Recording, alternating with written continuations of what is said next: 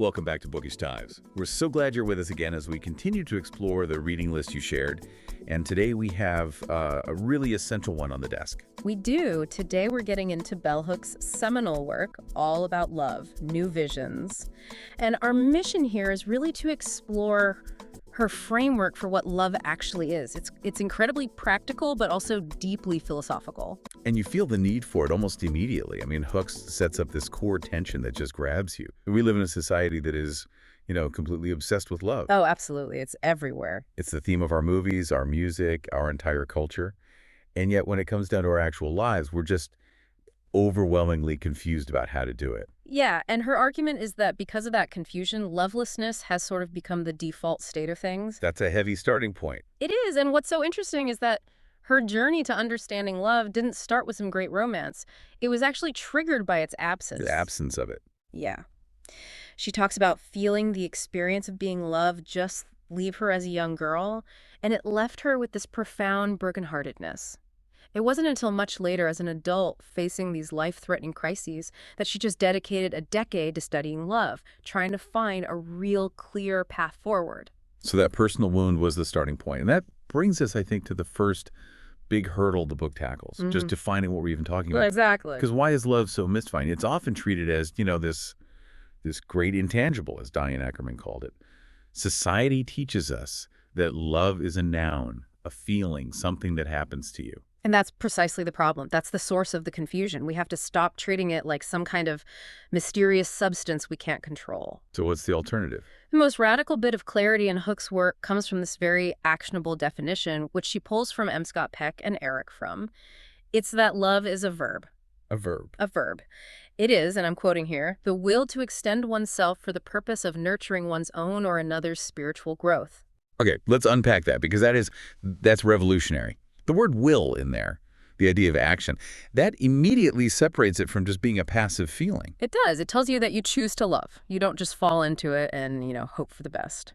But wait, if it's all about will and action, what about the feeling? I mean, isn't that what we all want? How does she reconcile that deep human need for feeling with this very strict definition? That is the perfect question, because the feelings are still essential, but they are not the foundation. Peck makes this crucial distinction between love and something he calls cathexis. Cathexis. It's basically emotional investment, deep feeling. It's why someone can insist they love you even when they're neglecting or hurting you. The definition clarifies that the feeling, that wonderful feeling, is the reward of practicing love. It isn't love itself. So the action comes first. The action comes first. As Hooks puts it so simply, love is as love does. And if love is about nurturing growth, then the opposite has to be true. Abuse, neglect, humiliation. Yeah. They can't coexist with love. By definition, they are its opposite. They are its absolute opposite. And this is the part that so many people struggle with, because if you accept that definition, it forces you to completely reevaluate your own life story.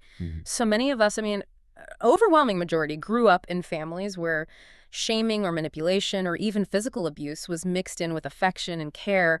And it's deeply threatening to think, maybe I wasn't loved. So we cling to the idea that they can exist together. We cling to it fiercely. It's like that classic painful example of a parent using harsh punishment and saying, I'm only doing this because I love you. We pretended to believe it as kids, but we knew. We knew it was a lie. And we knew. Childhood is the original school of love, and kids know instinctively when something is about control and anger, not nurturing. It's an abuse of power.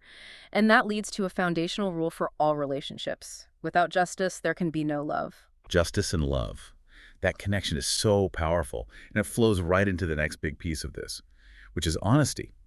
The heart of justice, at least in our relationships, has to be truth-telling. Seeing things as they are, not as we wish they were. But that's where we run into a huge cultural crisis, right? Cooks talks about how lying has become so normal in our day-to-day lives. It's pervasive, and it's often not even malicious. We lie to avoid a fight or, to spare someone's feelings. But she warns that this is so dangerous because it's based on the idea that the other person is too weak to handle the truth. It diminishes them. And she brings gender into this as well, doesn't she? She does. She points out how patriarchal culture kind of upholds deception. Men often learn to lie in intimate relationships to maintain power or avoid accountability. They'd never lie to their boss that way, but they'll lie to their partner to avoid a difficult conversation. And women? And women often learn to lie to manipulate from a position of perceived powerlessness. But the result is the same. This constant lying, this secrecy, it just erodes the most critical ingredient. Which is trust. Trust. It's the absolute foundation of intimacy. Without honesty, you can't have a real loving connection. So if trust and honesty are the foundation for loving other people, then it all has to start with being true to yourself first. We've all heard that saying, if you don't love yourself, you can't love anyone else. Right. It sounds like a nice platitude. It does. But how do we actually do that work? It sounds so hard. It is hard. And it's the total opposite of the kind of narcissism that our culture celebrates. Self-love is built by taking that original definition, care, commitment, trust, respect, knowledge, and turning it all inward on yourself. It's about fighting those messages from childhood that told you weren't worthy. Exactly. And Hooks gives us a really clear blueprint for this. She uses Nathaniel Branden's 6 pillars of self-esteem. Okay, so what are they? Well, it starts with practicing living consciously. You have to dare to ask yourself who you are and what you value. It requires self-acceptance, using affirmations, and just radical honesty with yourself. And self-responsibility, too. Choosing how you respond to things, even when you can't change them. Yes, and self-assertiveness, which means setting boundaries and standing up for yourself. And finally, living purposely, aligning what you do with what you say you value. And that foundation is it's so critical. Hooks uses the example of these highly successful people, leaders of industry, even presidents, who achieve everything on the outside. Right. But they undermine it all through these irresponsible actions that come from this deep, unaddressed, low self-esteem. That internal self-hatred will always find a way out. It always does. And if we zoom out from the individual, we see that this need for love is ultimately a spiritual need. And a culture that's dead to love, like ours, requires a spiritual awakening. But that spiritual hunger gets co-opted, doesn't it? It gets redirected. Constantly. It's deflected by materialism, by consumerism. That famous Barbara Kruger piece, I shop, therefore I am. Yes. We try to fill the hole with stuff. We might lack love or community, but hey, we can always buy something. Which is why a true love ethic, as she calls it, would require such a radical shift in our values. We'd have to prioritize well-being over profit. And we are terrified of that kind of change. Which is ironic, because we're not afraid of other huge changes. Not at all. We will radically change our lives to adopt a new technology, like a computer or AI, without a second thought. But we resist changing our relational habits. And that resistance connects directly to something like greed. A huge barrier. Greed replaces the passion to connect with the passion to possess. You see it everywhere, from the rich who accumulate endlessly to, tragically, young people killing each other for a pair of sneakers. And addiction is wrapped up in that too, right? As both a cause and a consequence of all this lovelessness. Absolutely. An addict's primary focus is always on acquisition, on consumption. The therapist Stanton Peele says addiction is not about relatedness. It destroys intimacy because the addiction becomes the primary relationship. So people feel this lack, this yearning, and they turn to a romantic fantasy. The idea that a partner will just rescue them. Right. They'll be redeemed. And so they look for partners with no real intention, no clarity about what they want to build together. And of course, it leads to disappointment. Because true love requires, what did you call it? Mutuality. Mutuality, a shared commitment to making sure that each person's spiritual growth matters, which is the opposite of the power struggles we see in things like the Mars versus Venus way of thinking. That's all about control. So why do we hold on to that control, that power struggle, if it just guarantees failure? Because practicing love offers no safety net. It's not safe. To have mutuality, you have to surrender your will to power. You have to accept vulnerability and risk.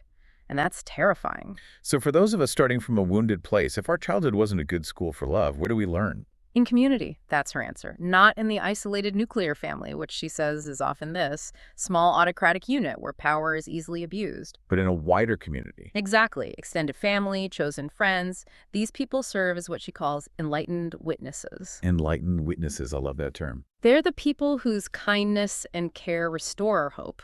They show us a different way to be. They're the support system you need to practice love. And within that community, forgiveness becomes possible. It becomes essential, not as some magical act, but as an act of generosity. It's about understanding why someone acted negatively without condoning it. It clears the path so you can move forward. So love really does heal. It heals by letting us face our past without being defined by it. The biggest barrier to that is cynicism, despair. Hope isn't just passive wishing, it's the fuel you need to choose love every single day. And she connects this all so beautifully to death. She does. Confronting the reality that life is finite reminds us how valuable it is. It gives us courage.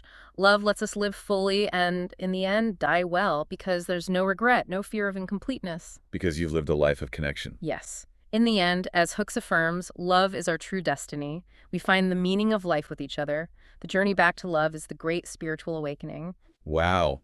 That is such a comprehensive and moving argument. So love is a verb, an act of will. It demands honesty and justice. It means fighting against greed and our addiction to control. And it's found in mutual commitment and in community. That's a perfect summary. And it leaves me with one final thought, a question really, for you to consider. We are so willing to change our lives for new technology or to change our habits to fight a virus. Given that love is, as Fromm said, the only sane and satisfactory response to the problem of human existence, why are we so much more willing to change our relationship to a machine or a disease than we are to change our relationship to the practice of love? That is a powerful question to chew on. Thank you for joining us for this bookish dive into Bell Hooks All About Love. If you wanted to explore more insights from Essential Reads, be sure to follow the show.